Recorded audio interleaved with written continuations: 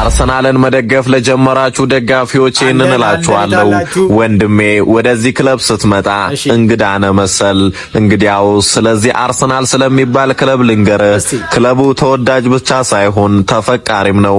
ወደ ኖርዝ ለንደን ፎሌቨር ዜማ ከተቀላቀልክ ማመን ያለብህ ነገር አለም። ህይወትን ሙሉ በፍቅር ዓለም ውስጥ ታስረ ለመቆየት ቃል ትገባለህ። ድምጻቸው ያስተጋባል። ነውጠኛ ናቸው። በፍቅር ያምናሉ። ሲነኳቸው አይወዱም። በፍቅር ከቀረብካቸው ልክ ኤምሬትስ እንደተሰቀለው የኢትዮጵያ ሰንደቅ ዓላማ ከፍ አድርገው ያነግሱሃል። ብቻ በዚህ ምድር እንደነሱ ተወዳጅና ተፈቃሪ የለም። አርሰናል ሲባል ምኑ ብቻ በቂ መሰለ? ሲጫወት ካየው ትጠግባለህ።